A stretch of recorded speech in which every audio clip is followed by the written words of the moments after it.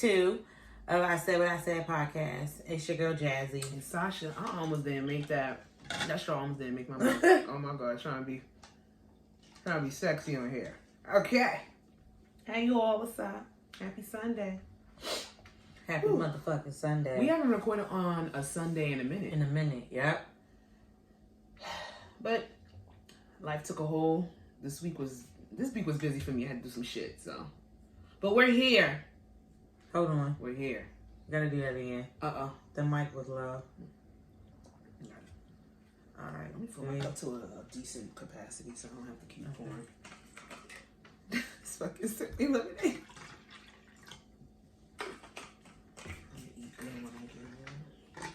I know I'm making spicy honey garlic some good salmon. stuff. Yes, that sounds good. Some I lamb told her chops. she went to Trader Joe's. I'm like, a baked potato. You know what? That's the next thing I have to do. Spinach. I'm doing seafood lasagna. I don't know what for, but I'm doing seafood. I want to do seafood lasagna and ginger garlic lamb. Oh shit! I hope I didn't fuck anything up. All right, there's something else I was supposed to put on this list, but maybe it'll come to me.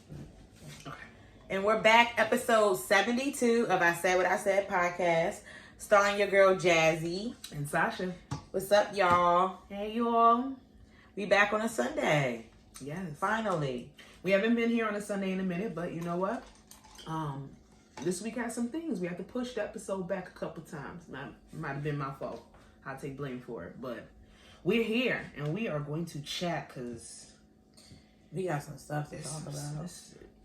And I feel like there's some stuff. I just want to go. I feel like it's more stuff. It's way more stuff. I gotta go on Instagram. I was doing the list I've been doing this list since the last time we recorded. Like I just started it right after that episode, and I'm just like, every day there was something to put on. I have, my save section over there on Instagram, and my bookmarks on Twitter is crazy. But I added some stuff, but I'm pretty sure every day there's been a new story, and I want to say majority of it has been shit. I haven't really seen anything positive. I'm looking through this list. I've seen some funny shit. Yeah. It's definitely one funny story. But yeah. Do you have a song mood of the week?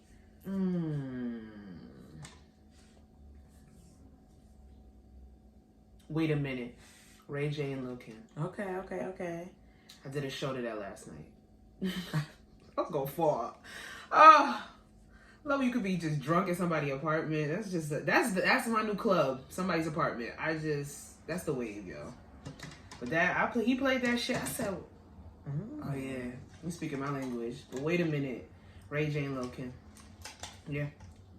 Mine would be I would say I really like that Ari Lennox and Queen Naija song. I love the premise of it. It's really cute. I think it's cute. I like it. The same girl vibe. It's cute. And it's number one on the R&B chart. Yeah. It's cute. I like it. It gives me like the 2000s R&B. Like they gave me that. Like it's a complete bite of the same girl song, with Usher and the other guy. But I like this version. I like a female perspective and stuff. I like the nostalgia behind it. It's cute. And the video is cute. They look great in the video. My homegirl did Ari Lennox makeup. Sage. She did that. Oh really? Yeah, okay. Beautiful. So I like the song. I do. It's not like it's gimmicky. I just you know what? Cute. It's cute. I like the nostalgia. It gives me a 2000s vibe. They said they gonna set that nigga up. They had the man in the back. I haven't seen the video, but I saw clips. They had the nigga in the background tied up. I'm like, I'm here for it. I would like for them to do like another song now. But I like their voices together. That's what I'm saying. Their voices together make sense. Like their range. Queen Naija's voice is sick for real. Son. And it's like, and that's just God-given talent. She wasn't doing any vocal lessons or training or anything. So I've heard the progression from great to magnificent. Like her tone, everything. You could tell she's been working with really good people in the industry. Her voice is amazing. Same with Ari. I don't know, they're vocal. And you gotta think about that too. Yeah, people can sing. It's a God-given talent, but a vocal coach could take you to ranges in different places that you never even knew. So whoever they're working with, that shit is beautiful because it shows in the music from beginning to right now where they are.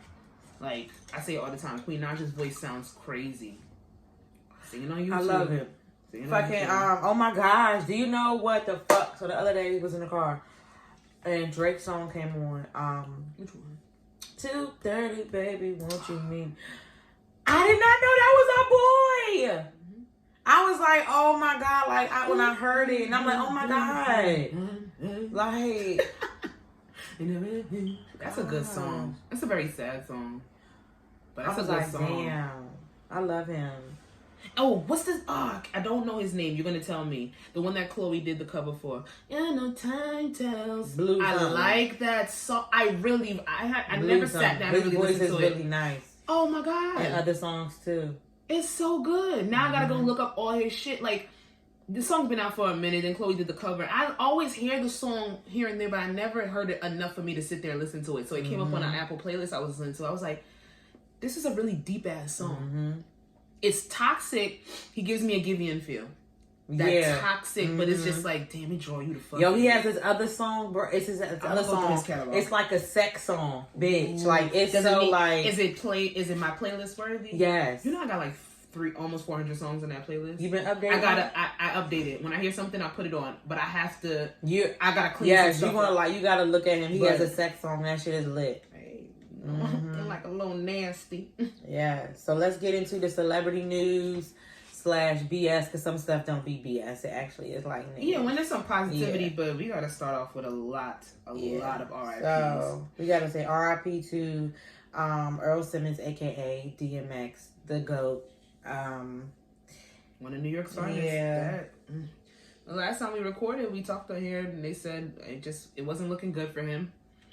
But then a couple of days after maybe 1 or 2 days after we recorded, his family Friday morning finally put out the statement that he had transitioned and passed on.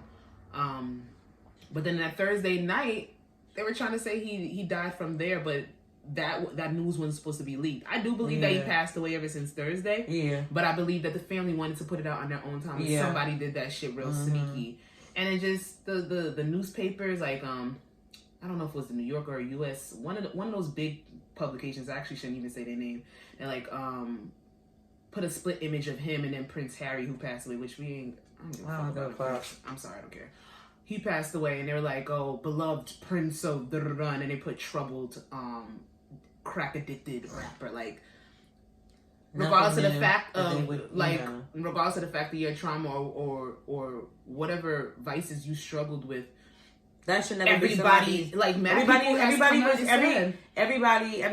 human at the end of the day. Everybody has their all of us have vices. Whether it's crack, vices, exactly. Motherfuckers buy shoes every week to make themselves feel better and self-medicate. Motherfuckers sit there and there's pedophiles in this fucking world that are sick, and you choose to lean on your title for your newspaper as crack addicted. Like, you didn't even respect this man's family. He was a father. He was a father figure, a husband. One of the best rappers to come out of New York City, a multi-millionaire. Like, but y'all focus on that. And I'm not surprised, because they do our people dirty all the time, but it was just really disheartening. It was disrespectful. The outpour of love that whole entire weekend. Like, I bumped DMX from that Friday all the way to that Monday, and you just go back and you listen to shit you didn't even know. I know we asked the question, what was our favorite song? I still gotta say, How's It Going Down? But there's just shit that I went back, I'm like, yo, this is fire. This is fire. When he was going at people, when he was sitting there, he was rapping with Jay-Z, like, he held his own. Like, I'm not about to sit here and focus on that man's demons when he did a lot. He did a lot. And he even said in his last interview on Drink Champs, he said, I believe I've lived a good life, and that's all I need. Like, we sat up here and we talked about when Cicely Tyson, like, we know she transitioned on, and there was no malice about it. It was peace. I believe that in some, even though DMX had demons, and the way he went out might have been, sad, because that was the thing that people saw him struggle with the most. I think he really did live his life. Like him dancing at an Arabian wedding. I'm probably saying that wrong. Or him just coming up to people, having people rekindle relationships with their own parents and all that kind of stuff. Like, he was a man of the people. He was definitely a prophet. He subscribed to the notion of being religious and spreading word through gospel. And, people believe in faith. And faith gives them some type of peace and solace. And he really lived by that. And that motherfucker seemed genuine every time he showed up somewhere, and nobody has said a bad story about him yet. So, R.I.P. Rest in power. Listen, Earl Simmons. That's a real nigga name. That's a real nigga name. Black Rob. He's another. I want to say New York native. I'm not sure. I think so. I believe in New York rapper. He was under Bad Boy. He's best known for his song Whoa. During the DMX thing, reports that he made, actually he came on social media saying he was in the hospital and he was really, really sick and a lot of pain. Kidney failure. Well, he last night, I saw that he transitioned as well. Rappers were just starting, music execs were just starting to like know his story. He was homeless at the time of his passing, and he did pass away. So I want to send love and prayers to his family. He was definitely going through some deep shit, and he documented it in his last days of his life. But I do want to present a little bit of a controversy that's been surrounded by. Girl, I already know what you're gonna motherfucking say. I'm gonna let you say it. So Black Rob was signed to Bad Boy. Fuck. Go ahead. I thought you was gonna let. Go ahead. I'm sorry. And I'm gonna be unless you're living under a fucking rock, we all know who is the CEO, founder of Bad Boy, Mr. Sean Puffy Combs. A lot of people were sitting there saying that Diddy has this thing where he speaks up for other things, but he does his people dirty. They're saying that for the amount of money that for what Black Rob made Diddy and money, there's no reason why that man should have been homeless. There's no reason why he was going through kidney failure. It's no reason. Like, Diddy has a responsibility to his artists that they're starting to see more and more of, that he's not really taking that responsibility serious. Like, he's leaving them high and dry. I personally don't know what opinion I have towards that, because if somebody cuts ties with me, if Black Rob and Diddy were friends, he brought him on, he made him money, then I do believe, unless it was a betrayal or your friendship ended or in some travesty or some crazy way, then you should do right by your people. If it was just a contract and Diddy was his boss and Diddy signed him, he fulfilled his duties within that contract, then what you do after that is what you do after that, especially if y'all don't have a relationship, if y'all not friends. Like, there's people that I know from high school. I mean, if I hear something, it's not my responsibility to take care of them. They were somebody I knew, or maybe somebody I worked with or was on a team with. But there is just a pattern with the people that come out of Bad Boy or behind Diddy, where it seems like he doesn't take care of his people. And that was a conversation. They were like, there's no reason why Black Rob should have been in the position he was in. Diddy, you need to help. A couple different people said that shit. Let me say this. This is why I do personally like, you know, Black and White, when he was still here, you know, his time as a rapper on Bad Boy, as has ended or whatever. And, whatever, happens in his life, after Bad Boy, is what he chooses to do. However, I'm going to give an example. Yeah. We all know, is it Delonte West? Yes, the basketball player. Somebody brought that up. So, over the years, it's been random times, like, we would see something about him, homeless, his mental health, random times or whatever. There's talk, you see tweets, people in the NBA, saying, looking for him, but if people don't want help, they don't want help. Put me in touch with him. So recently or whatever, because he's in the NBA. So recently, somebody of the NBA, I'm not sure if he was even played on, if he was even, because he wasn't a player, he was like an owner or something. Mark Cuban. Yeah, I don't even know. He was co-owner within the team. So the team that he was on. The team that he was on. Okay. So I think he stopped playing. He wasn't, I'm not sure. Don't quote me, because I'm probably saying something wrong. But it was Mark Cuban who, was it Mark? It was Mark Cuban. Yeah. He owns whatever team Delonte West used to play for. He's like part owner in it. So I know he played for the Cavaliers. He played a team after the Cavaliers. I believe so. I don't think it was the Cavaliers. It definitely wasn't the Cavaliers. Was it the Dallas Mavericks? I know he played for them. I do believe he played for Dallas Mavericks. Okay, I think don't call Texas. Let us know, because that's where it was. That's where the thing was. That's where he's in Texas. So then it probably is. I think so. Rockets? Houston? No, I believe I think it was the Mavericks. I picture him having a blue. Unless you keep talking. So, like, prime example. Okay, so Delonte West, you know, was a part of that team. If not, that's still a part of the NBA, the basketball franchise. And I feel like, you know, that's something, you know what I'm saying, that I respect and that I feel like that should be done. If you see somebody that was once a part of your family, I do feel like, you know, you should still help them out. Prime example, if it's somebody that I am, you know, no longer friends with again, and I consider my friends family, if I see them out there on the street, I'm not going to leave them out there on the street. It was the Mavericks. Yes. He played for the Celtics, he played for the Supersonics, the Cavaliers, and the Mavericks. So the last team was the Mavericks. See, I pictured him in the blue. Yeah, you said Texas and Mason. Yeah, Mark Cuban's over there. Yeah. Just like, I just feel like if you were once like a part of me and I see you out there, I'm not going to leave you out there. Yeah. And even if I'm just now finding out about it.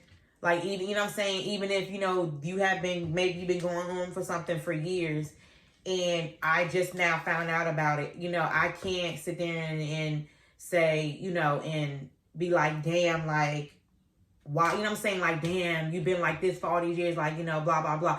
Just take advantage of that moment now and be able to help that, you know what I'm saying? Help that person now.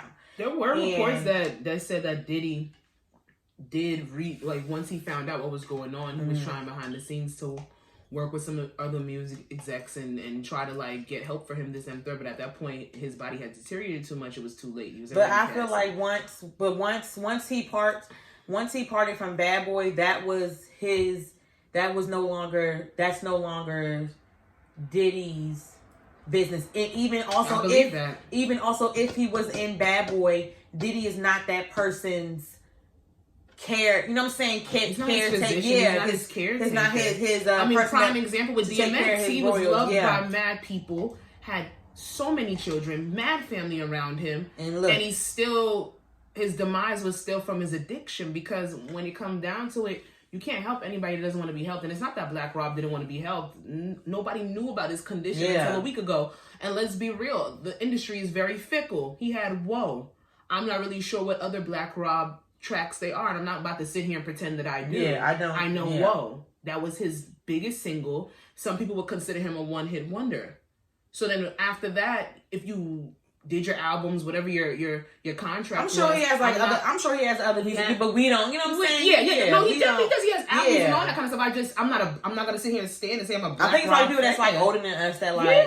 You were on that whole gutter New York time frame, that whole rap era. Yeah, you're definitely gonna know Black Rob. You're gonna feel a certain type of way. And not saying that we don't, because everybody still listens to Whoa. You hear that shit? It's nostalgia 101.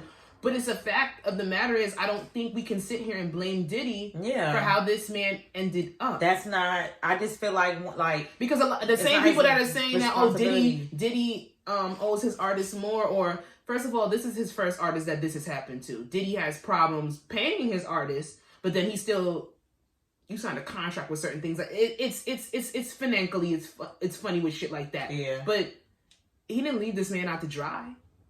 He didn't take away his money and then told him to go fend for himself. He's not the reason why he was homeless or why he even had kidney failure. I was going to put that responsibility on one person. Diddy gets his artists right where they need to be, where people remember like these tracks was hot, and then he just tosses them because he knows those tracks for real. That's what I'm just thinking. He knows those, like, we know, like, we hit, like, we're always going to remember the band forever. You know what I'm saying? We're always going to remember Diddy and Kane. Like, those songs. Diddy is a musical genius. Oh, hell yeah. He makes stars. The basis of what he signs those stars to, you going to blame Diddy when every other white executive did the same exact thing? Or when you know better, you do better, and you give them a better deal? Like, I just... The whole conversation around Diddy is very... That's it. Just... You know what I'm saying? Give people, you know, what's due. But even with the whole May situation, May saying, oh, I don't have no money, this, that, and third. Diddy ain't pay me this, that, and third, blah, blah, blah. Diddy was like, if you can buy back your catalog, or I can buy whatever it is for you, then I will pay you what you are owed. Now, if you don't want to do that, then what are we talking about? It's contracts at the end of the day. These people are not obligated to be your friend when it's business. I'm sorry. That sounds very capitalistic. It sounds very harsh. But... look at the industry that we're talking about. We're talking about the music industry. We're talking about the rap music industry at that. There's no friends in that shit. There's no empathy when there's paper and lawyers involved. And yeah, look at all the TLC. Look at all the artists that we know that sound shitty ass deals, and they overcame that shit. She did them dirty. Pebbles, whatever the fuck her name is. I think it's Pebbles. Prosciutto, Piglet. She fucked up, and she fucked over many of celebrities in the industry. Oh yeah, fuck. All right, she got them. Yeah, like she got a whole fucking history. But I'm not saying it's right, but when you do better, when you know better, you do better. And everybody, oh, Diddy can't talk about artists now getting paid for certain stuff because he ain't paid people. Read the contract, and y'all not gonna read the contract. Just like they didn't read the contract and they signed it. So at the end of the day, you can't blame this man for not this man. I do believe Aubrey O'Day though. I believe everything Aubrey O'Day said. With this, you don't fucking Aubrey O'Day. You ain't believing when it came to that stuff. No, it's not that I don't believe Aubrey O'Day, but who is she to speak? No, about her. When she was riding that coattail, when she was sucking that man's dick, she said nothing. When he moved sucked Diddy's dick? Come on. I don't remember that. I really don't. No, I swear. When she no longer benefited is when she opened her mouth, but she didn't give a fuck about nobody, no other artists until she wasn't getting what she wanted from him. I know that. Aubrey O'Day is opportunist. I ain't know that. I liked her with Paulie D though. No, I didn't. But rest in peace to Black Rob. Sending prayers to his family. This is not a celebrity that passed away, but we do have to say rest in power to Dwayne Wright. Oh. You skip Ashley Garen. Oh, damn. I'm sorry. We do have another person. Ashley Garen from Baldwin Hills. This rest in power segment is draining She was a cast member. Baldwin Hills. Baldwin Hills was the Black Hills. Yeah. And it was good. It was good. It wasn't as toxic as the Hills. It wasn't that catty, but I love to see rich Black kids doing what they was supposed to do. That's what I was pressing about LA. I was like, I gotta go to LA. Mm-hmm. Like, that's when I first heard the term kickback. So I kept saying like, I have a kickback. And they had that sexy dude on there, Mariah. Yes, with the no, not Mariah. Oh, cute.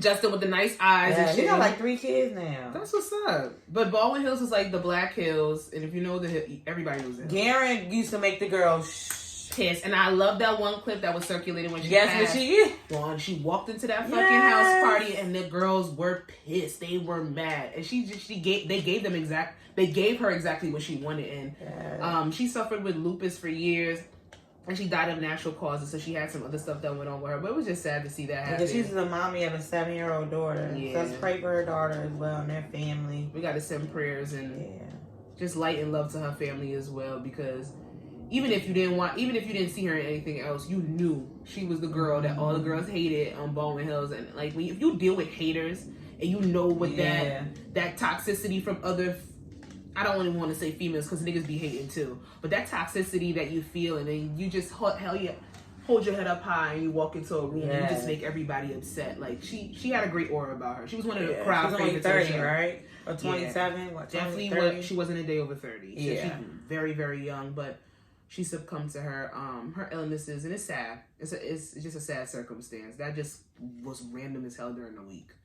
And then if I go back, once again, America has failed Black people. Most importantly, this police force that we have here in America has failed Black people again. Dwayne Wright, a 20-year-old father and son, got pulled over for having air fresheners hanging from his middle mirror, his rearview mirror. It was stopped by a veteran officer and I believe another rookie officer who she was training that day. That was his first day on the job. Altercation transpired, and because he feared for his life, he tried to run back in the car and speed off. The the veteran officer, 20-year veteran officer. 26-year veteran officer claims that she mistakenly pulled out her gun but was reaching for her taser. It's not the first nor the last time that they will use this excuse for when they want to murder somebody or when they fuck up as a cop. Because do I believe that this woman had the intent to kill a Black man? No. Do I think she cares that she did? No. I think that that's a piss poor excuse. There have been several police officers that have come out, and actually not even showing their face, literally showing you are trained to know. Yeah. This woman was the head of some. The taser is lower than the actual gun. And way heavier. And weighs heavier, and it's shaped differently. Way different. And you know. It's not an excusable mistake. So now they're charging. She has honestly, I even know that shit because every show that we fucking watch that have police, they always reach from here. Always. So how the fuck we know? I mean, like, but when you're trigger happy when you see a black man, like, you're gonna go for the gun regardless of what you have. You have a baton. You have a taser. You got he was running, so pepper spray would defeat the purpose. But he was in the car when she did it. He was seated. He was trying to pull away. You got pepper spray. You have all these other things. But yet, when you see us, you see brown and black skin, your gun is what you go for. I have literally seen cops come to the car with their hand on their gun. And it's never been for speeding. It's never been for anything egregious. You might have turned without putting on your fucking signal, but that gun, that man is right here. They do that to scare you. That intimidation factor. And the fact that this woman was sitting there training a new cop. Did he ever say anything? I don't think so. At this point, he probably don't want no smoke. He ain't gonna say shit. But this happened when did I forgot. It happened. Well, protests have broken out all over that city. The place that they're protesting in is actually, in hindsight, called Brooklyn something, but it's a Midwest state. And then since then, protests have been erupting again. So when it coming down to it now Black Lives Matter is back in it. This 20-year-old, I can't even say that he's a man yet. That was a baby. That was somebody's child. That's my brother's age.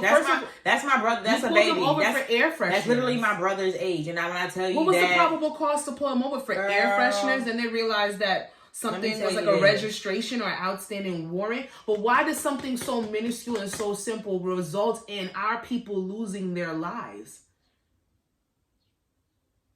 I've said it on here before. I said it on here last year when we had a big ass rant about the state of this country. Like, if black people wanted more than revenge, if we wanted more than our just due, if we wanted revenge, white people would shake in their fucking boots. We don't even have the mindset that they have when it comes to us. Do I believe that the intent of this cop was to kill this young man? No, but I don't believe that she thinks anything is gonna fucking happen to her. And honestly, it might not. And she needs to be held accountable, even if it's not for fucking. They're definitely not gonna do first degree murder. I think she got charged with second degree manslaughter. So the same charge that the white cop that shot Botham Jean in his fucking apartment while he was eating ice cream.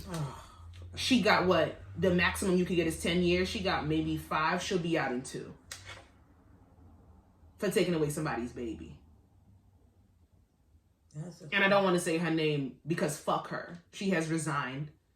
She has said nothing. And then these motherfuckers, even when they do speak, they come with so much excuses for their disgusting fucking behavior. And in what kills me even more is this happening in the midst of them having a 6-week trial for Derek Chauvin when we watch this man murder a man in cold blood. And there's a fucking trial going on. Like, it shouldn't be open and shut case. And the fact that he was really allowed to plead the fucking fifth. Because he know if he went up there and spoke, there was nothing. The defendant was going to chew his ass the fuck up. I ain't going to hold you. The prosecution, because they're prosecuting him. The prosecution has been doing their just due. And it's so sad that we're watching these lawyers do an amazing job on the prosecution side. And we still think that this white man is probably going to get off. Because he has a badge. Or had a badge. The fact that he has supporters and GoFundMes. The fact that George Zimmerman is rich after killing Trayvon Martin, a 17-year-old boy, walking in his own neighborhood to fucking get Skittles because he had a hoodie on. The fact that this man was made rich by racists after he killed a child in cold blood shows us the type of country we live in. It shows black people every day why we gotta just wow the fuck out sometimes. And just like we don't have on here, speaking of fucking walking in neighborhoods, another black boy was just harassed by a fucking military sergeant or whatever the fuck he is, walking in his neighborhood, took his white, privileged, bald head ass, and just pushed that boy aggressively. Like, they didn't show the report when he slapped the phone out of the boy's hand. Let me tell you literally something. saying the words, "You don't belong in this neighborhood." He said, "I live here." Let me tell you something. Are you fucking kidding me? The boy's voice was cracking in the fucking video. You can hear the fear Because if he knows if he gets out of pocket and he stands up for himself, he might be dead for standing up for himself. What the fuck does that say about the country that we live in? And they say, we're the enemy? You look at me and you get scared. How do you... A black boy walking in his own neighborhood is petrified. But you will say that we're the enemy and that we're the ones that's supposed to be feared? Are you fucking crazy? If black people ever got the mindset that certain white people have, it'd be a fucking Armageddon. Mm-hmm. We don't even operate on that aspect unless it's survival. Are you fucking kidding me? Like, y'all invoke so much trauma, and it don't make it worse because I've been watching them on Amazon, and I shouldn't have started it, and I shouldn't have watched it, but I did. It just reinforces a lot of things. And I don't like generalizing. I don't like to be generalized as a woman. I don't like to be generalized as a black person. I don't like to be generalized as anybody. But white people, y'all really, y'all are not a dime a dozen. Y'all are not a dime a dozen. And for the ones who don't want to be labeled as racist, who don't want to be labeled as hateful, y'all really need to start speaking the fuck up to y'all counterparts. Because they're making y'all look real white devilish. Yeah. We're going to start grouping because this shit is sick. But I'm sending prayers to Dwayne Wright's family. His baby boy that recently just turned a year old is absolutely fucking gorgeous. This shit is just disheartening. And the other boy, I forgot his name, the ex-military the military person harassed, and they won't charge him with assault because in that state, if a police officer does not see the assault, they can't charge assault, even though he was fucking assaulted. On video. Like, we send prayers to you, too. I'm sorry you had to go through that shit. And I'm glad everybody is outside telling him to come outside. And that's what I want. Fucking protest, vandalism to his house. I don't give a fuck. Fuck his house up. Y'all outside. They said, come outside. We want to talk for a second. Because you want to talk to that young man about walking in his own neighborhood. They have black people coming out and showing. And I love that show of camaraderie because they love to put us against each other. They love to sit here and have us battle each other. But when we come together, it shows what we can do. And did he come the fuck outside? No, he didn't. You had so much to say to that young man, but you couldn't come outside and face people and talk to him. He was in jail. Bitch ass. No, he was in his fucking house. And his wife was egging him on in the background of the video. You ain't supposed to be here. Where do you live? We're going to walk you to my house. No, you're not going to walk me to my motherfucking house. They going to fuck her up too. They better not find out where she worked. They going to fuck her ass up. Come outside, bitch. We just want to talk. They're going to be in that house. You want to talk? We just want to talk. Because they're going to be outside for a long time in front of his house. So fuck them. Prayers for everybody. So when people start burning shit down, I'm not batting an eyelash. I don't care. Prayers to everybody's family who has passed away. Hope you guys, get through this tough time. Yeah. Find some solace and some peace. I'm praying for peace for everyone. Let's jump a second. Because we were talking about Black Lives Matter with all these new protests that have been happening. But there was a report and a story that came out that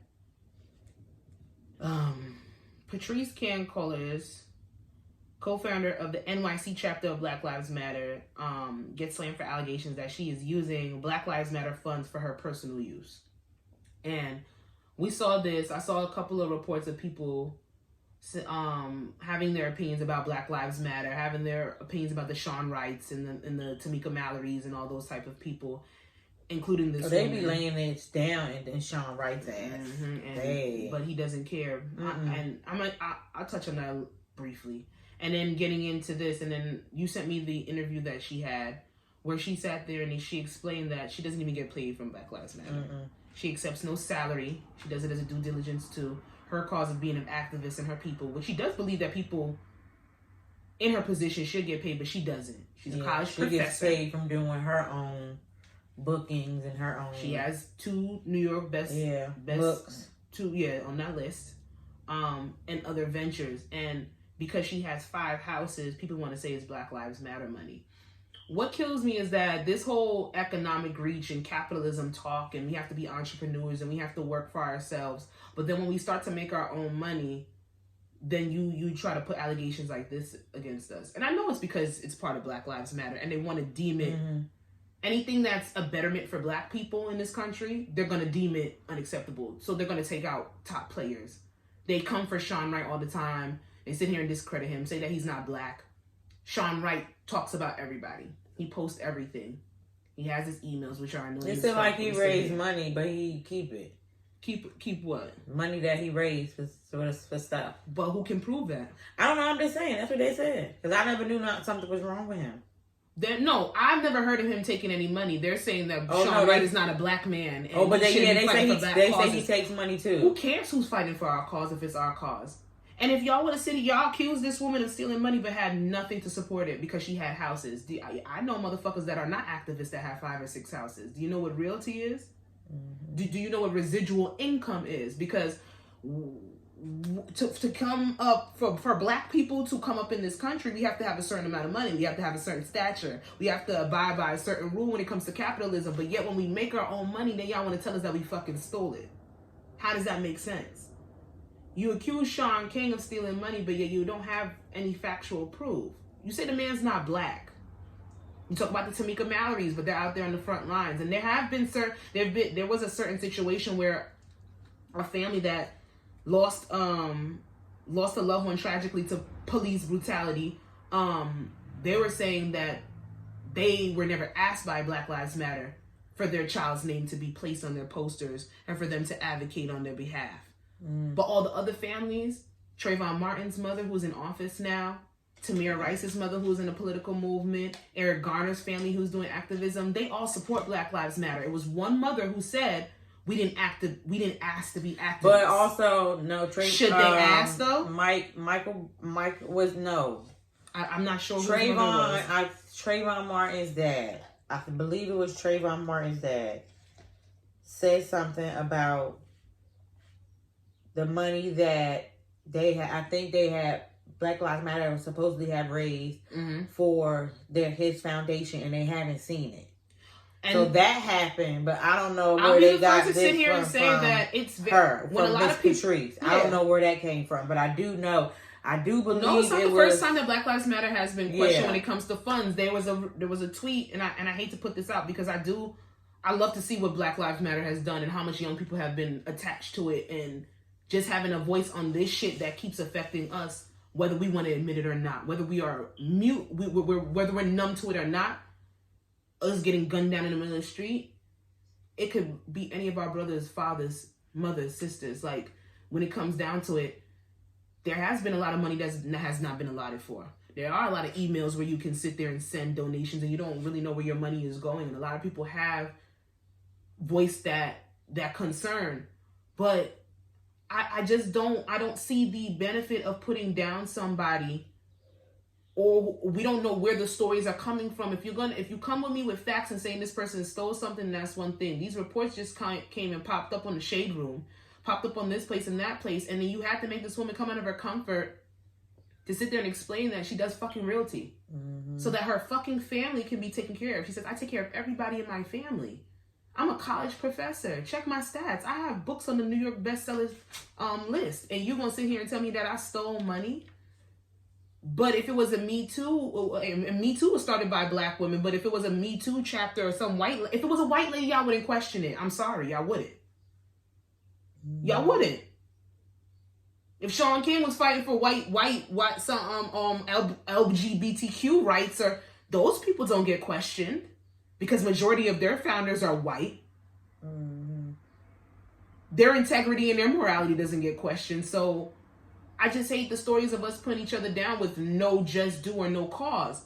Trayvon Martin's father is allowed to sit there and say that they don't know where that money is. And if they're handling it behind the scenes, that's good and fine. But that doesn't take away from the cause of them helping every other family around here. George Floyd's daughter wouldn't be going to college on certain levels. She wouldn't get notoriety. She wouldn't be protected in certain ways. Like, if it wasn't for certain organizations and activists. Now, is everybody out there doing the right thing? I'm pretty sure motherfuckers take advantage of this situation. And like we were talking about Ben Crump, the lawyer that picks up a lot of the activists and the police brutality cases, they say he doesn't do anything.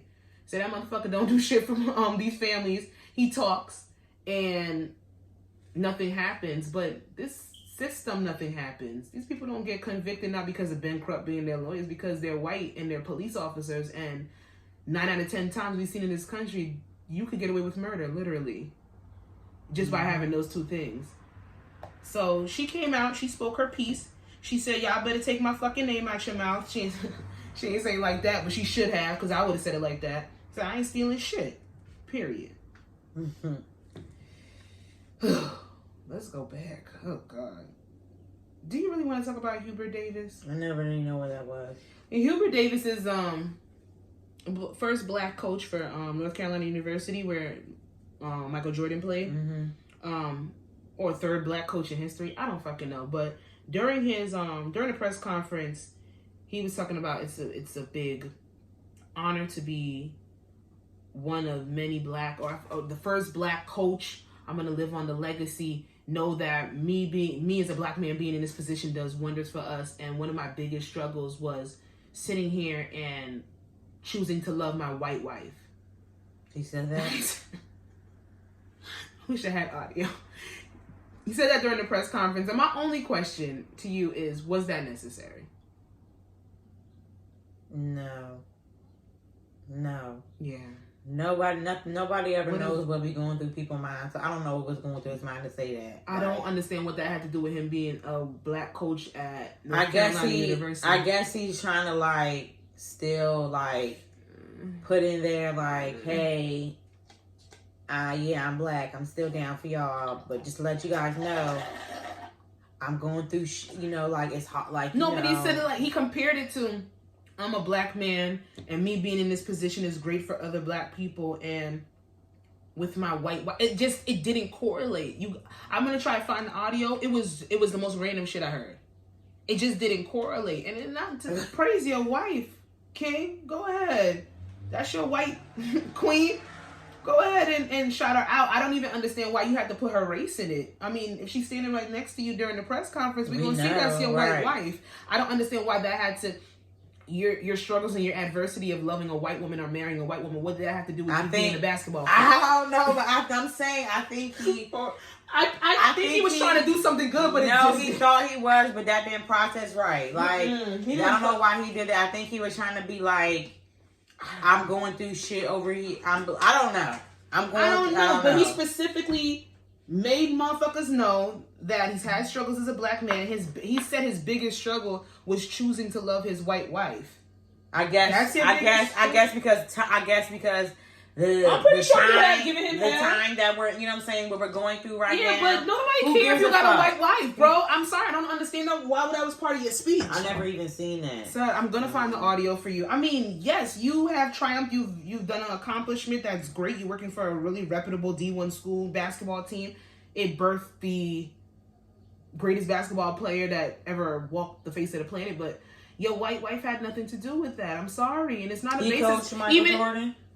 No, he didn't coach Michael Jordan. I don't think he was. No, he definitely wasn't there when Michael Jordan was there. But Michael Jordan went to that school. It's the basis, like, even if you would have sat there and said, like, why didn't I thank my wife for staying by my side, or what like the generic thing that everybody says. I don't understand what the correlation of your adversity of struggling with your white wife what that had to do with your speech. Just make it make sense next time, or don't speak. From North Carolina, we are going all the way to the. Hey, no, we're not. Actually, we're going to Las Vegas. This is the funny story of the week because I was cracking the fuck up. Bucks. It's not cryptocurrency. It's not Bitcoin. Usher done put his face on 1s, 5s, 20s, 50s, and $100 bills. First of all, Usher, I love his passion. When he is committed to something, he's committed to some shit. Reports came out from a stripper at a Las Vegas strip club that claimed that Usher threw fake money with his face on it when he was visiting there. And her question was, why would he throw money that had no value? It had no trading value. Reports came out later that day that Usher did throw money, real money, for the strippers in question. And to promote his Las Vegas residency, his team left $10,000 worth of Usher Raymond faced. Okay, all right. Damn, that threw me off. Usher, money with Usher's face on it, but the strippers did get paid. She knew she got paid. She knew she was doing. One stripper, I mean, let me tell you something. They have blasted celebrities before when they don't throw enough money that they think they have in a strip club. This one stripper just wanted to make sure that she put her story out there. And bitch, then when you got called out on it, you got mad. I mean, girl. Whatever. I thought it was funny. That was cute. It was hilarious. Like, Usher is so committed to his shit. Now, would you go to Vegas and go to an Usher residency concert? Yes. I definitely would. What? I think Beyonce's next. I do like the little investigative work, but let's not. We're gonna keep that between us. We're gonna send it. We're gonna sell it to TMZ. Once we figure it out. But Usher, oh gosh, they be trying to flame you in the tabloids. Don't let them. You got a Las Vegas residency, so I know that's over 3 or 4 million. So you are doing just fine. You win in the end. That was funny to me. I had to. I said we had to, but I had to. You gotta make it short. I see the time. I ain't really got much to say. I've mentioned Kevin Samuels on here before, right? I called him an idiot. My bad. Kevin Samuels is a financial. He used to work in corporate America turned relationship guru or of some sort. I don't know, but Joe Budden's network, his podcast, they dropped a picture of him and Joe Budden together, and I was like, oh, this conversation's gonna be good. I like Joe Budden's rhetoric to a certain extent. I love his podcast. I listen to it. So I'm like, let's listen to fucking Kevin Samuels. And they weren't caping on there. There were a couple of people that were on there that were actually asking him questions, calling out some of the things that he was saying. But my biggest thing with Kevin Samuels, and if you don't know, just go look up his name, go look up his videos. He's started on YouTube years ago speaking to men and how they needed to be better men. But then in recent light, he's turned his attention to speaking to women and what women need to be doing and how women need to be acting in order for them to get their fulfillment in life. And their fulfillment is supposed to be that they're supposed to be married for some high quality man. That's his biggest thing, high quality. A lot of women don't like him. A lot of women love him. He's very controversial. When he speaks to you, it's very rude. He called a woman some famous NFL linebacker. He's very pretentious, very shallow when it comes to looks. He'll rate you and stuff like that. My only message to Kevin Samuels is this. I do believe that you speak to a certain demographic of people. I do believe that you even speak to more people than we would like to admit. A lot of people agree with you, men and women.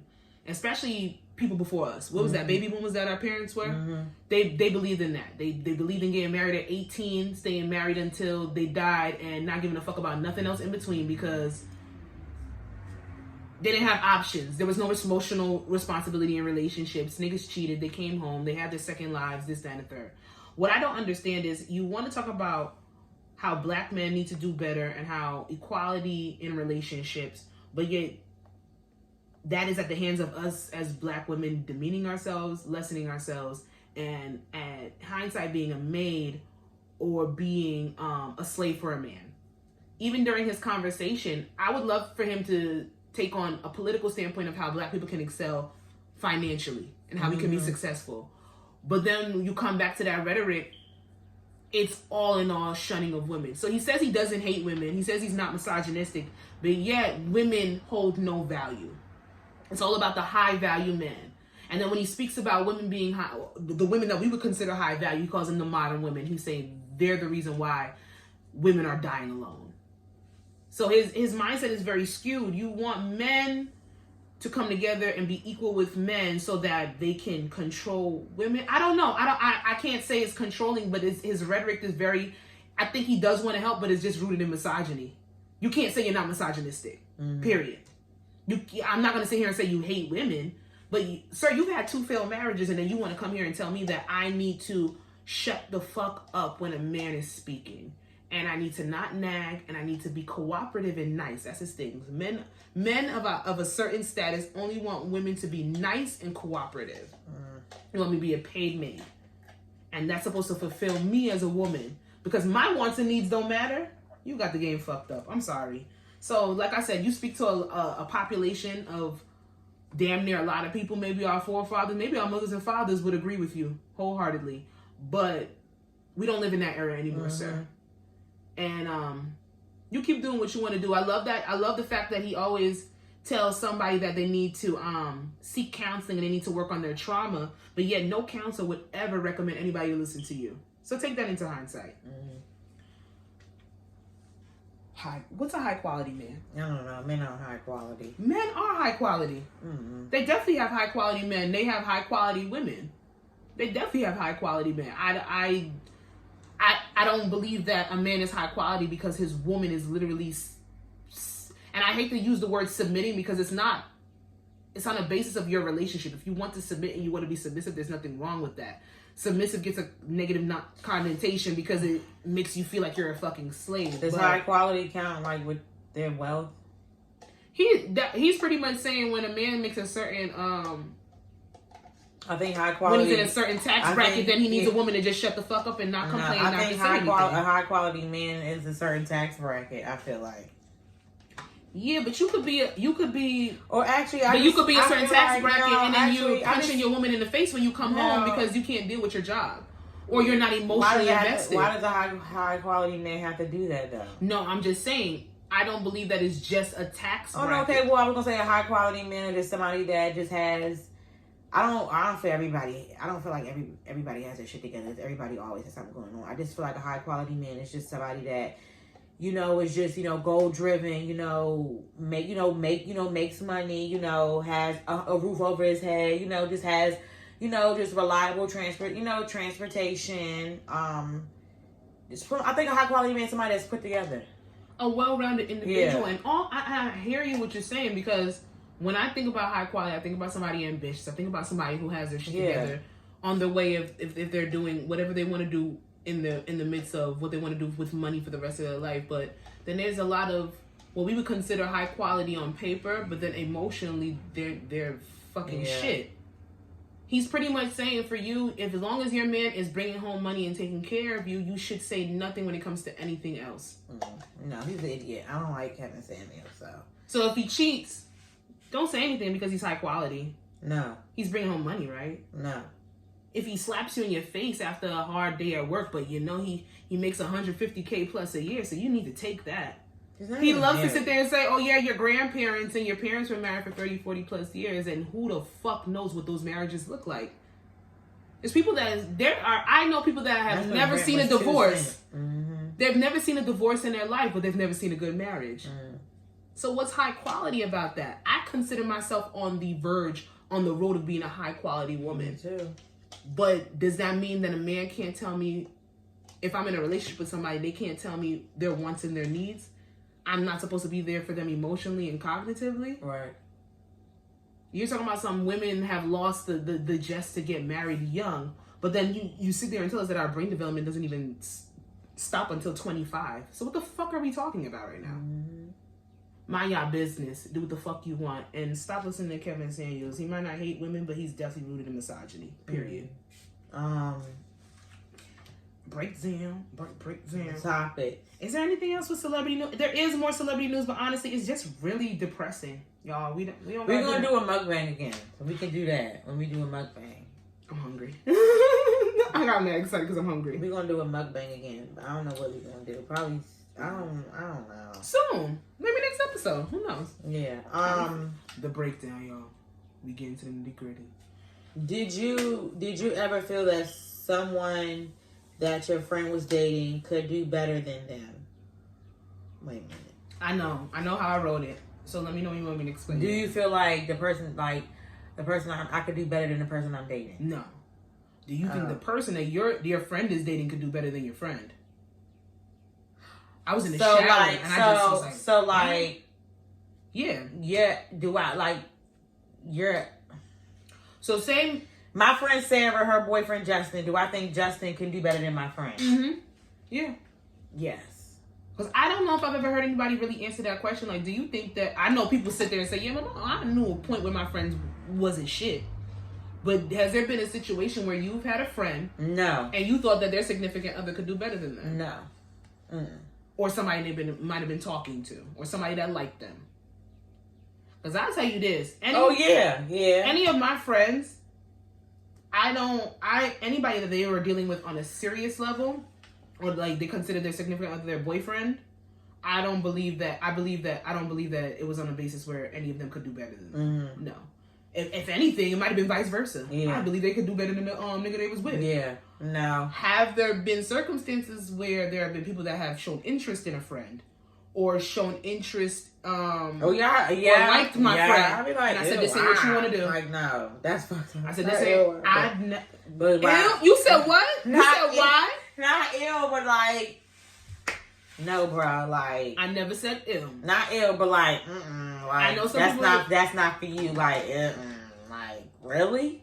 What do you mean, really? Like, really? Like, really? What they like them, they like them. No, like, you sure? Like, okay. No, I have had circumstances where I thought that people could do better than my friend when it's on the basis of my friend not being emotionally responsible enough. Or there's some motherfuckers out here that I've had some girlfriends that I know will use a nigga. That's their business. But you could do better. There have also been circumstances where I've seen people tit for tat, just cheating back and forth. Y'all both ain't shit at that point. Both of y'all deserve better. Or lesser. I've had circumstances where I've literally been like, yo, you're going to ruin that person. I've told a friend that. You need to leave them alone. You're going to ruin that person. Can you get that back? You can get up. It's okay. She's giving me permission to leave. I'm going to leave. Right. I'm not coming back. No. It's been once. I mean, like, it's only been one person that I know that I've been like, okay. Because I know I get attraction. I get somebody liking somebody. But I've even had friends, like, in a circumstance where they might have just gone out of a relationship. That person thinks they about to be together, and they don't even realize they're a rebound nigga. Like, it's just... It's a question that I tried to find a better way to word it, but it's just like sometimes we always think about, oh, well, you ain't good enough for my friend, but maybe your friend ain't good enough for certain people. That's some real shit. Now, do you tell your friend that? Have you ever told your friend? What? Like, stop playing with that motherfucker, or you ain't shit. Yeah. I've done it. And I think on the circumstance, it hasn't been like, oh, well, you ain't shit or that person could do better than you. It wasn't that. I'm like, you don't want to get your stuff together so that you could, possibly find your equal or your better half. And if they take my advice, they take my advice, but I don't think they did, so. She's a girl, she's a track star. People gonna do what they want to do. Why did you put that for number 2? Like, what do you mean? These are questions that could possibly Where did you get that from? I heard it on another podcast. How old is the child? You have to be 18 to be in this market regardless. So they're 18. Okay, see, I didn't think it like that. I'm just thinking like, children are advanced. And children hear things. And they be like 13. But regardless, even if they've been talking to you about... The question you know what? Is, if your child... 18 plus wanting to do sex work, adult entertainment, do your thing. Make sure That's what I'm saying. Make sure you follow the rules, the protocols. I'm not talking about nobody that's under 18 because at the end of the day, that's we can know kids. Kids. That's a felony. Like, no. I thought you meant like future, saying like. You know what I'm saying? When I grow up, I want to be an astronaut. Well, even if they want to say that when they're 14, you can't do shit till you're 18. No, I'm just saying. That's why I was like, where the fuck? Yeah. Okay, no, I think you saw the word child and you were like, nah, minor. But no, that's your baby. If my 18, like, you know what? I'm going to be like, look, like, if that's what you want, like, you better perform your best. You're doing great, sweetie. Make sure you follow the protocols. Make sure you get your HIV testing. So you on Kris Jenner this shit. Your STD testing, you are, the birth, whatever you can do, like, protect yourself and do it correctly, just do it properly, hey, no student loan debt for mommy, It's just one thing, I would say that could be one thing that, Can I be honest with you? We would keep from daddy until... But what if the father's cool with it? I doubt it. Why would you say you doubt it? No. That's not true. Well, I don't know. Because I listened to the same podcast I got the information from. The mother, both of her parents were fine with it. The cocksucking podcast? No, not the cock. Shut the fuck up. What is it? This is a different podcast. And she talked about how she got into... No, we ain't doing that. Okay. We ain't doing that. She got into podcast, but okay. There is. Okay. She got into OnlyFans, and she was really scared to tell her parents. She was over in LA, and she thought that her parents were going to disown her. Her mother and father both accepted. I told you what my mom said when I was like telling her I was going to do OnlyFans. She was like, okay. She was like, make your money. That's what I'm saying. She was dead, and she was dead serious. I'm like, you for real? I hear what you're saying, especially if it's an aspect of, I think more even an aspect of the dad and I'm just saying, daughter. Like, I'm just saying. We live in different times. Do you think like 10 years ago, if I would have asked you that question, you would be like, if your daughter wanted to do porn, you would answer the same way? No, that's what comes with. I was younger then. Now I know it's growing, and I know, you know what I'm saying, I know more, but I do feel like it might be a little bit more tough. I do always feel like that when it comes to daddies and their daughters. But when it comes to that. But what if it's a son? You already know how that's gonna go. No, I don't know how it's gonna go. I feel like that you already know, like, if I'm gonna have a kid within wedlock, and that's gonna be my husband, or we're co-parenting, whatever the situation is, and I have a child, if I bring a child into this world, I would just hope that my partner is like-minded.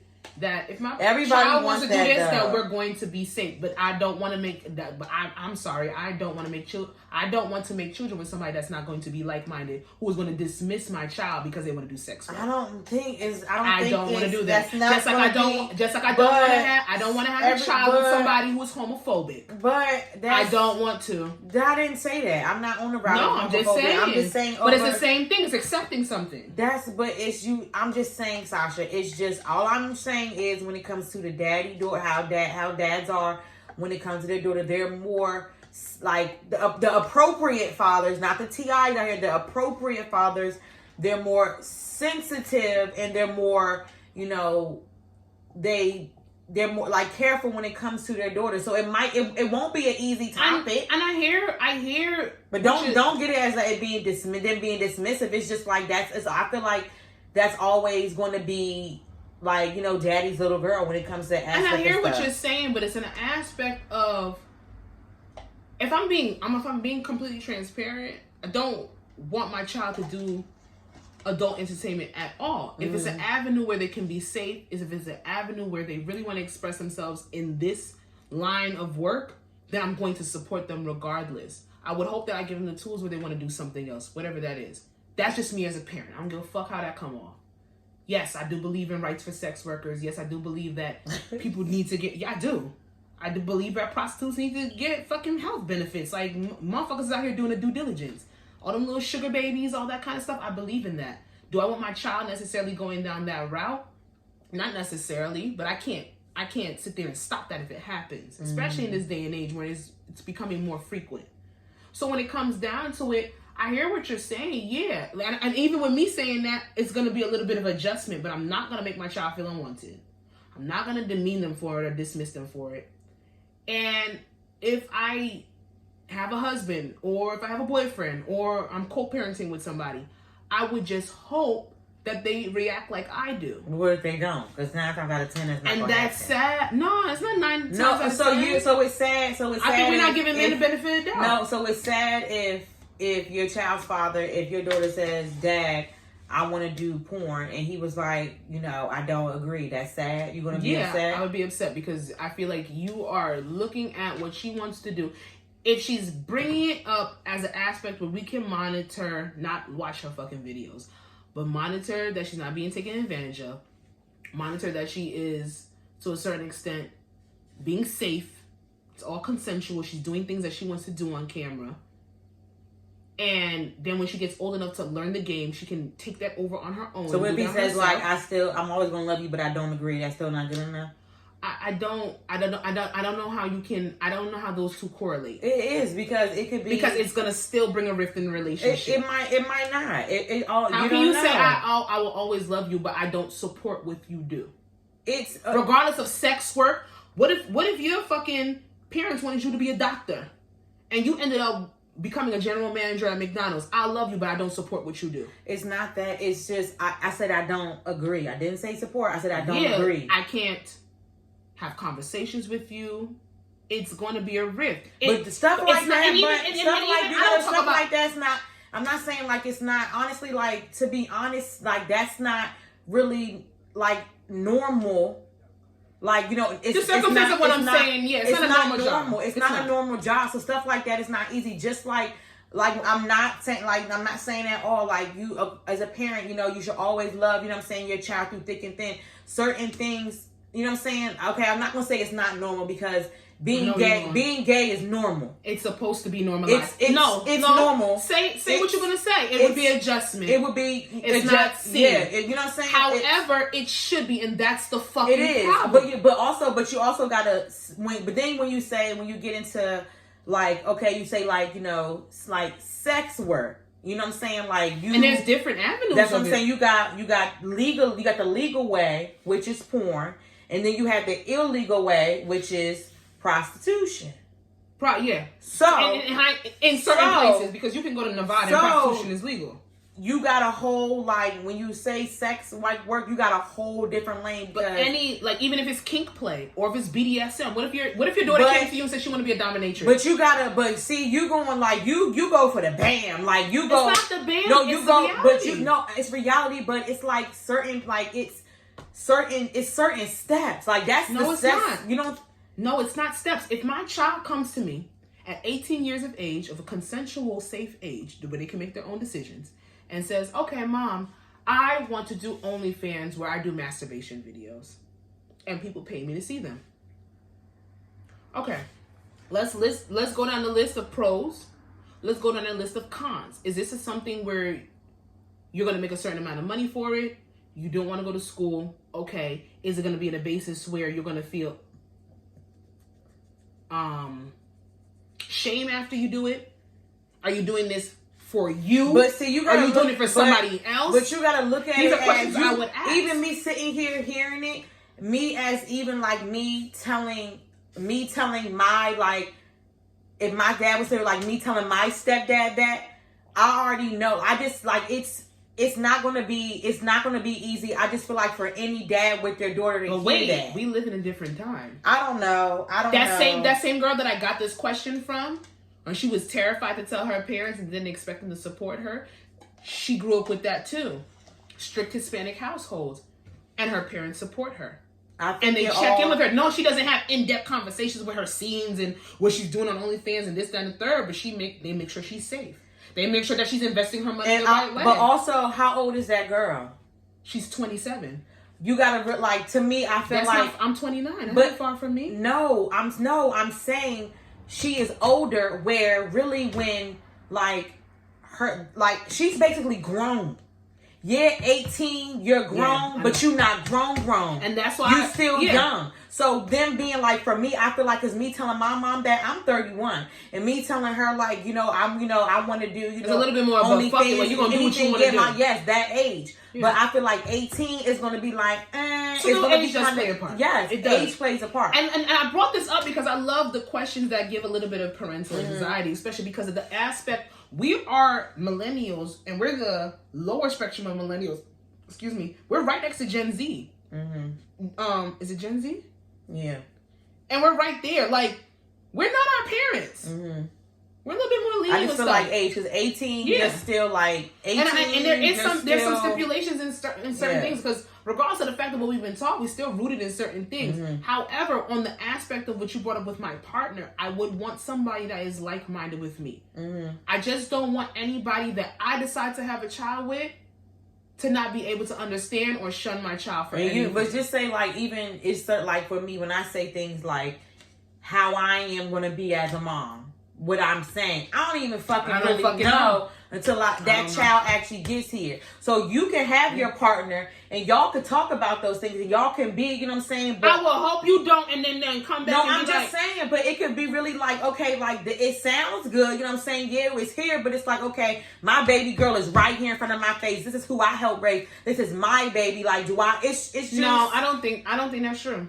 I think if I brought this up to somebody that I was dating, I think they would literally. I don't think they would be like, they would be fine with it, and then if it really did happen, they would change their mind. I think if they don't like it, they're gonna say they don't like it, and that's something I have to take into consideration. There have been people that have come out and literally been like, "Yo, I've had conversations with the person that I was going to marry or make my husband, or the person that I did make my husband, and they would come out and they would be homophobic, but I would never think that it would be that way towards my child, and they completely shun their child. I'm not having that in my household, and that's something that I do consider when I look at a mate.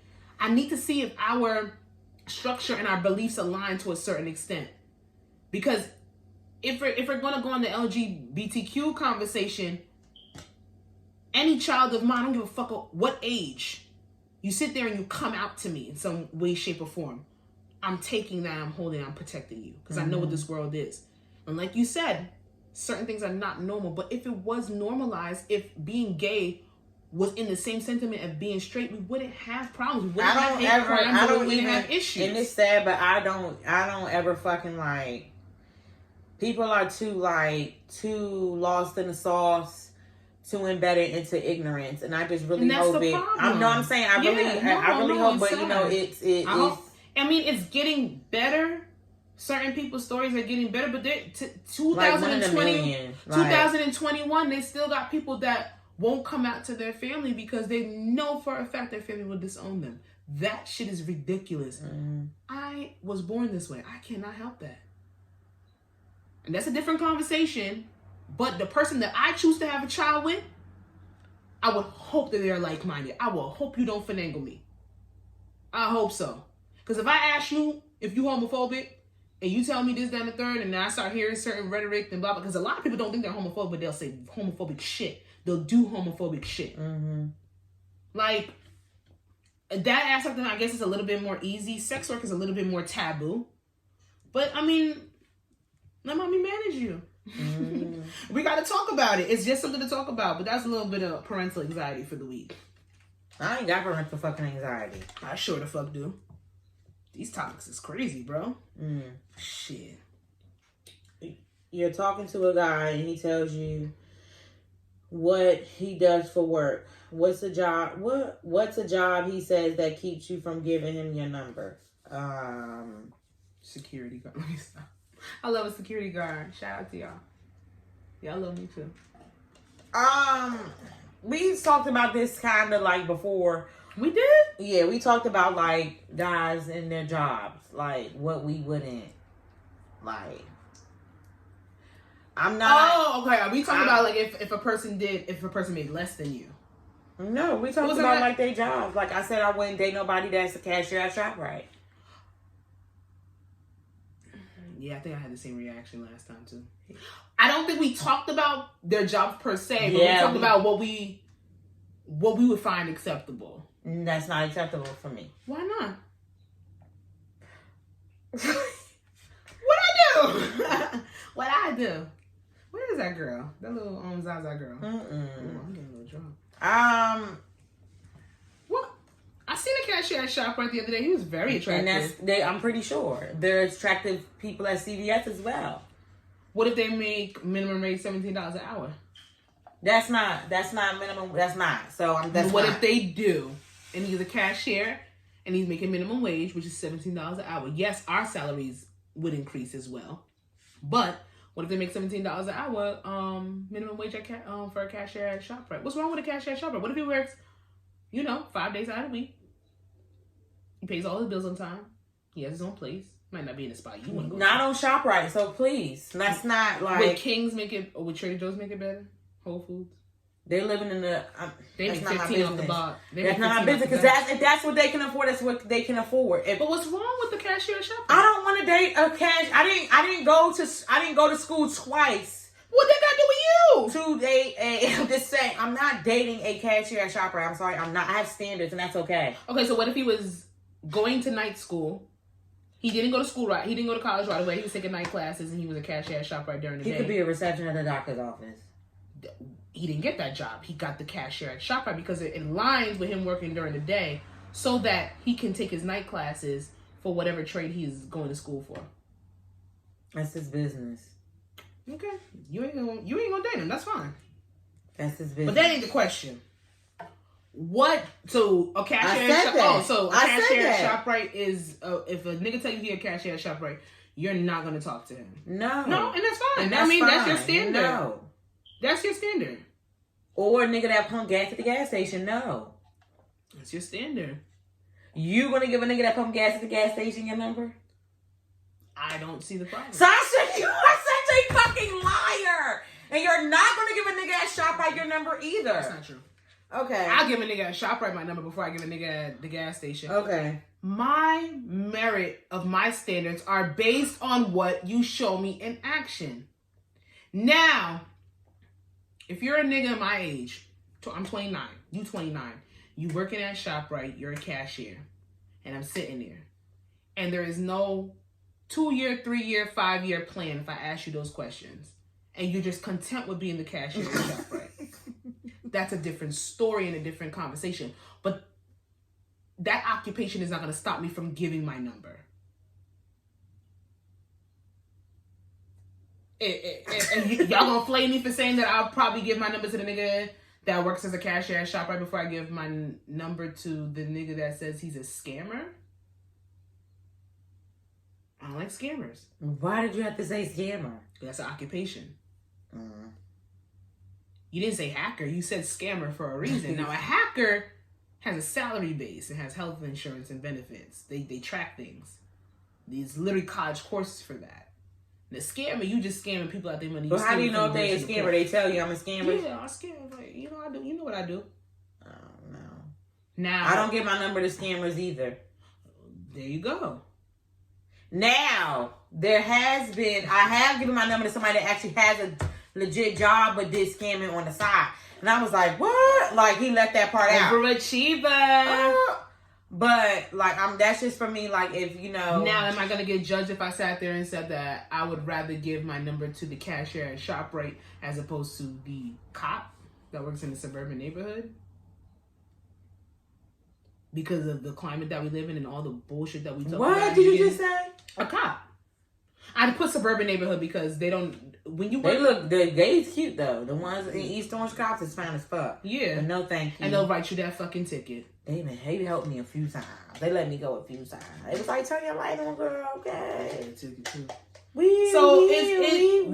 if we're going back to like a cop, being honest with what. Okay, I would say this. So say like if I'm out if we're out or whatever, like. If we were out. We're out at the club. And no, not the club. I keep saying club because I'm old.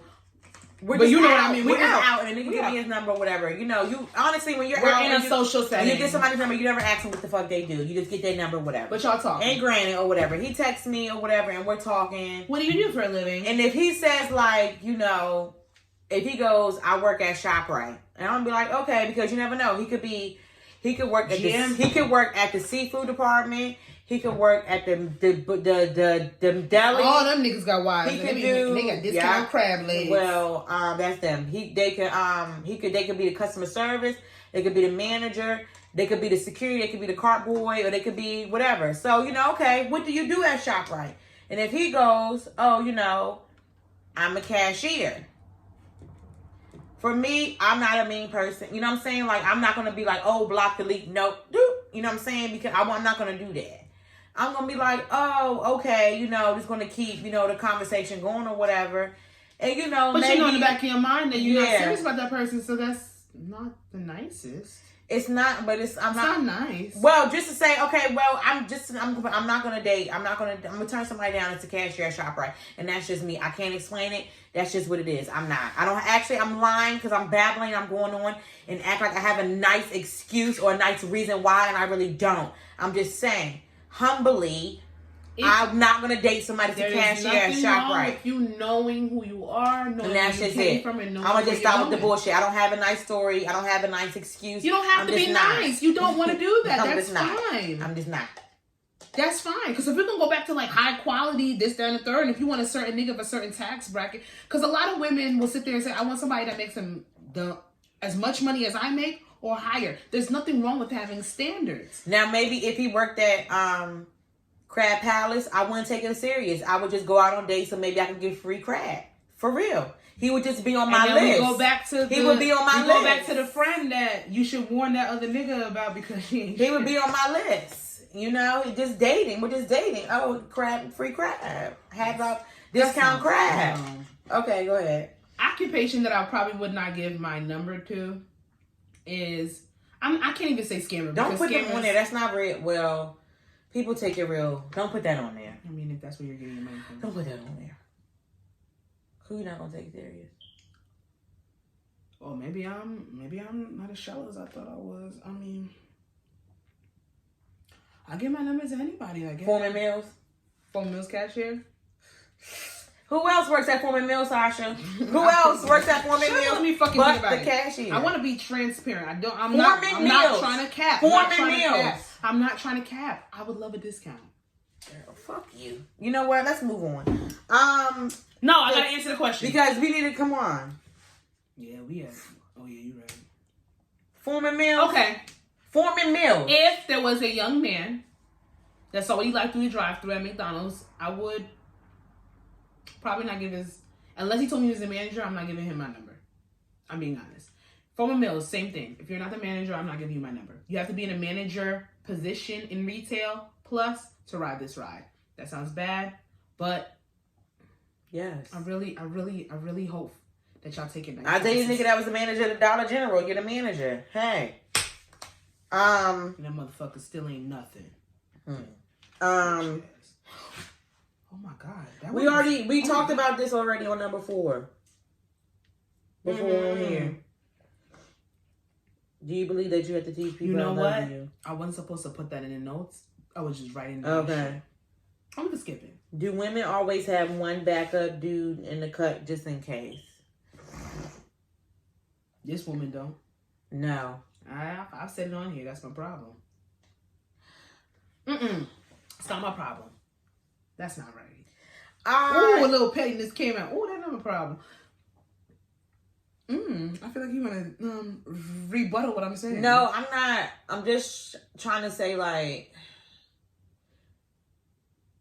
because, like, the backup dude has to know that they the backup dude, right? Like, no, they know. They don't know? No, then I think me personally, anybody that I've ever had, I've had backups a backup before, dude, that mean, I feel like a backup dude, I feel like you're still chatting with them within your relationship that you're in. So that's not okay. No, but do you believe that most women already have one? I've listened to a lot of male. Is your backup dude to fall? Is your backup dude like, okay? So just in case me and my nigga break up, just still fucking? Is that shit? No, that's a side nigga. Okay. That's a side. I didn't say side nigga. No, I'm saying like a backup. Somebody that you might text here and there. Keep cordial. Be like, if I ever did break up, this motherfucker might buy me a meal. We might go on a date or two. Made me not feel so lonely in my transition of breaking up, because that is a real thing. Like a backup dude, like. You don't put all your eggs in one basket, even in a relationship. And I know a lot of girls that do that. They'll have full-time fucking boyfriends and have niggas on the side that they talk to just in case this nigga act up. It might be for a weekend.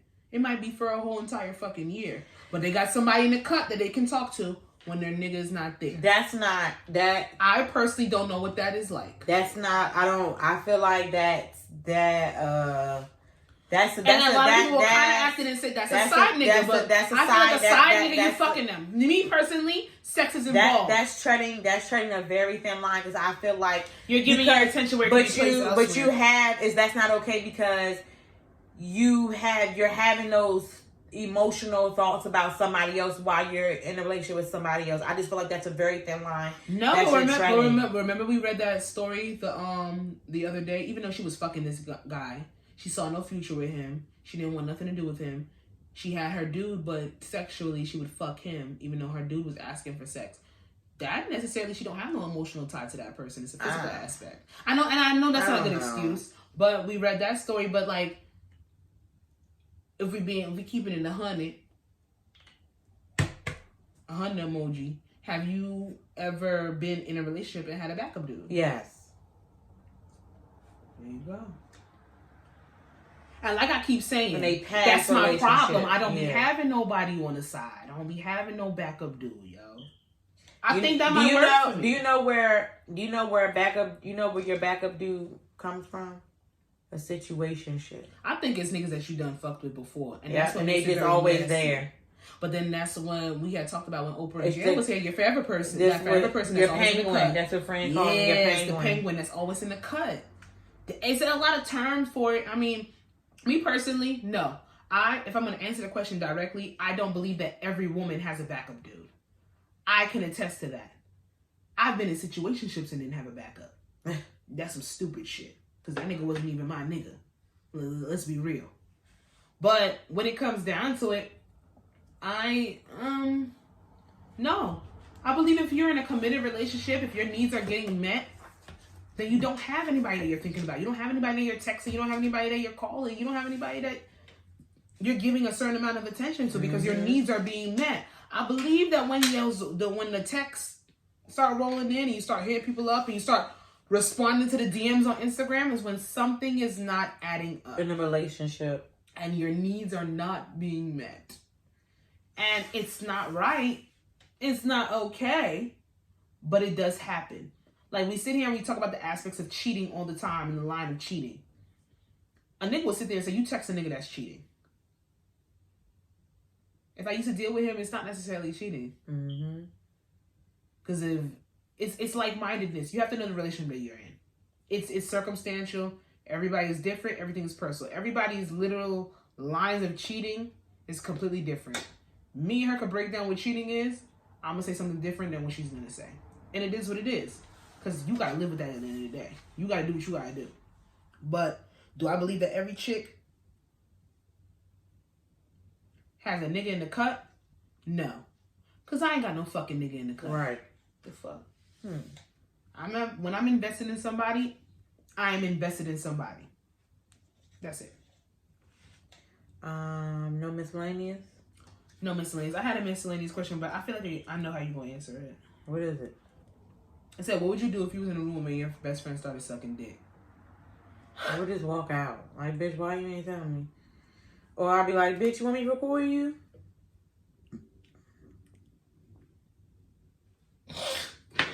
Like, you want me to record you? If not, I'm going to leave.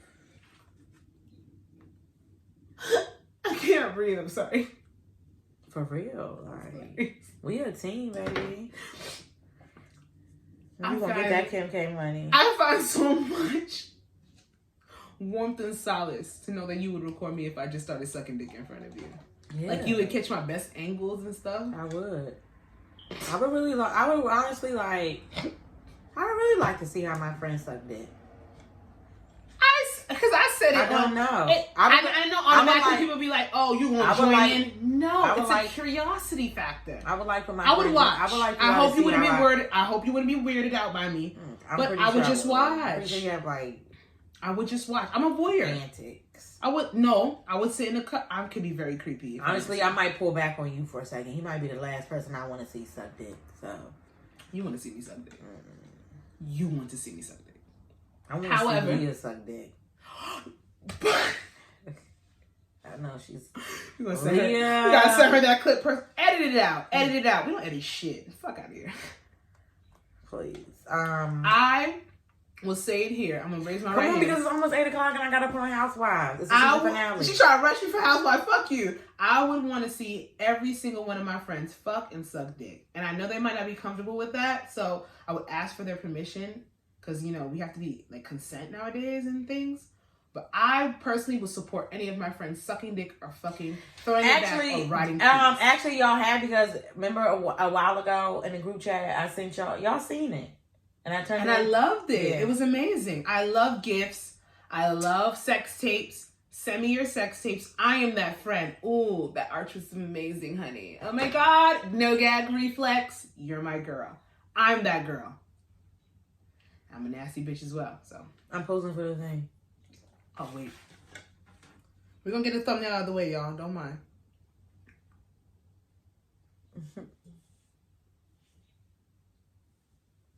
All right. And that was episode 72. Ooh, who's on here? Of I Said What I Said podcast, starring your girl, Jazzy. You can follow the podcast on Instagram at I Said What I Said. Make sure you like and subscribe to our YouTube at I Said What I Said Space Podcast.